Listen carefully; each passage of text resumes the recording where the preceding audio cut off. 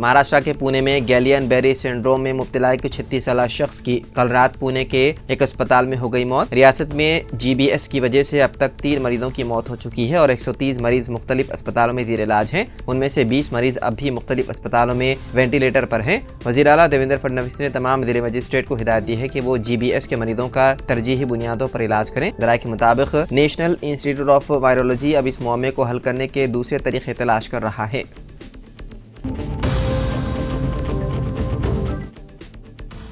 हैदराबाद के अंबरपेट इलाके में एक पुलिस कांस्टेबल ने अपनी रिहाइशगाह पर खुदकुशी कर ली। मुतवफ़्फ़ी की शिनाख्त 42 साला ए वेंकटेश्वरलू के तौर पर हुई है, जो मादन्नापेट पुलिस स्टेशन में खिदमत अंजाम दिया करता था। शुबा है कि कांस्टेबल माली मसाइल से परेशान था, जिसकी वजह से उसने ये इंतहाई इक़दाम किया। उसने अपने घर में छत के पंखे से दुपट्टे की मदद से लटक कर खुदकुशी कर ली। कांस्टेबल के अहल खाने की जानिब से मुतला किए जाने के बाद अंबरपेट पुलिस रिहाइशगाह पर पहुंची और तहकीकात का आगाज कर दिया। वेंकटेश्वरलू की नाश को पोस्टमार्टम के लिए गांधी अस्पताल मुंतकिल कर दिया गया और मुख्तलिफ जावियों से तहकीकात की जा रही है।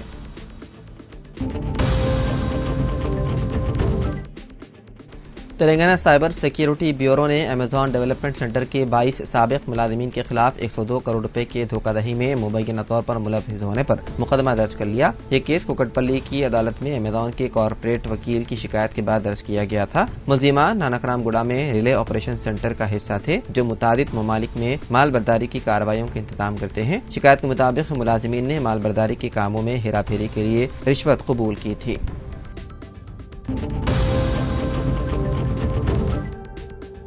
तेलंगाना के वज़ीर आला रेवंत रेड्डी ने जुमे को हैदराबाद के गोशा महल में उस्मानिया जनरल अस्पताल की नई इमारत का रखा संग बुनियाद। इस अस्पताल में 2000 बिस्तरों की सहूलत रहेगी। बताया गया है कि उस्मानिया जनरल अस्पताल की नई इमारत की तामीर पर जुमला 2700 करोड़ रुपए की लागत आएगी और ये 2 साल में मुकम्मल होगा। इस मौके पर मीडिया से खिताब करते हुए रियासती वजीर सेहत दामोदर राज नरसिम्हा ने कहा कि अस्पताल के चारों तरफ स्काई वॉक्स बनाए जाएंगे ताकि लोगों को तंग गलियों से अस्पताल तक रसाई में परेशानी का सामना न करना पड़े। इसके अलावा नए अस्पताल में 29 बड़े और 12 छोटे ऑपरेशन थिएटर्स होंगे, जिनमें रोबोटिक सर्जरी और एक सरशार ट्रांसप्लांट थिएटर भी शामिल हैं।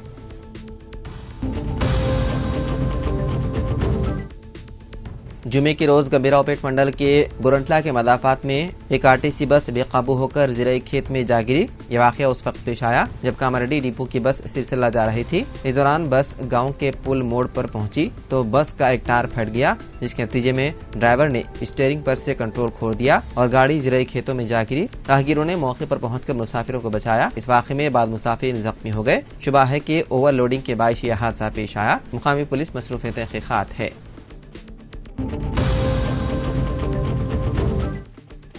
हैदराबाद के गोशा महल में नए उस्मानी अस्पताल की तामीर के खिलाफ एहतजाज के लिए बंद की कॉल दी गई है। गोशा महल परिरक्षणा समिति ने, जो इस मंसूबे की मुखालिफत कर रही है, ने जुमे को बंद की कॉल दी है। गोशा महल के रिहायशियों और ताजिरों ने मुजव्विदा अस्पताल पर एतराज़ात उठाए हैं। उन्होंने मुमकिन मसाइल का हवाला देते हुए कहा कि गोशा महल स्टेडियम में उस्मानी अस्पताल की नई इमारत की तामीर के बाद इलाके में भारी ट्रैफिक जाम हो जाएगा, तिजारत और माहौलियाती नताइज पर असर पड़ेगा। बंद की कॉल के जवाब में गोशा महल में नज़्म नस्क बरकरार रखने के लिए काफी तादाद में पुलिस एहलकार तैनात किए गए हैं।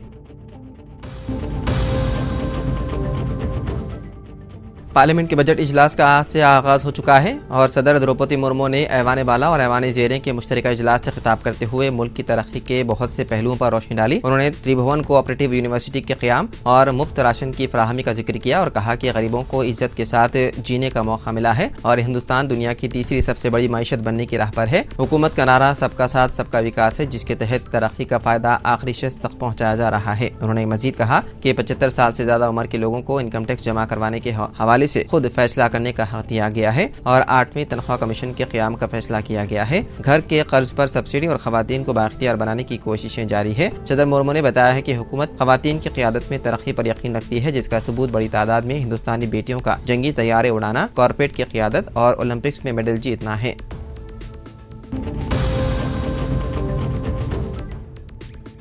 रियासत तेलंगाना के जिले मेदक के नारसिंगी मंडल के वालूरू में कौमी शाहराह पर एक नामालूम गाड़ी की टक्कर से तेंदुए की मौत हो गई। जख्मी चीते को देखकर मुकामी अफराद ने पुलिस और महकमे जंगलात के हुकाम को इत्तला दी। उन्होंने मुकाम वाक़े पर पहुंचकर तहकीकात शुरू कर दी। हुकाम का ख्याल है कि तेंदुए को आरटीसी बस ने टक्कर दे दी, लेकिन अभी तक ये मालूम नहीं हो सका कि ये बस किस डिपो की थी। बताया गया है कि तेंदुए की नाश का पोस्टमार्टम किया गया।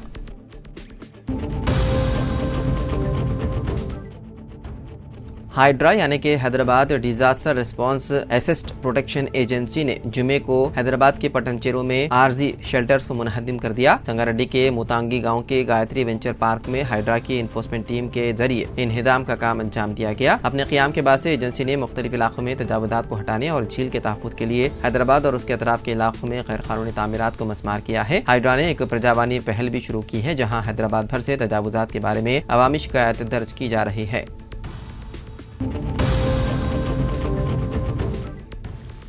हुकूमत ने एक अहम फैसला करते हुए यूनिवर्सिटीज़ में बसरकार प्रोफेसर्स की रिटायरमेंट उम्र को 60 साल से बढ़ाकर 65 साल तक तोसी दी है और अहकामात भी जारी कर दिए। तेलंगाना हायर एजुकेशन काउंसिल ने एक आला सतही कमेटी तश्कील देकर मुल्क की मुख्तलिफ रियासतों में प्रोफेसर्स की रिटायरमेंट उम्र का मुतालिया करने की हिदायत दी थी। कमेटी की रिपोर्ट मिलने के बाद हुकूमत को रिपोर्ट पेश करते हुए प्रोफेसर्स की रिटायरमेंट उम्र को बढ़ाकर 65 साल करने की सिफारिश की थी, जिसको हुकूमत ने कबूल किया और अहकामात भी जारी कर दिए गए।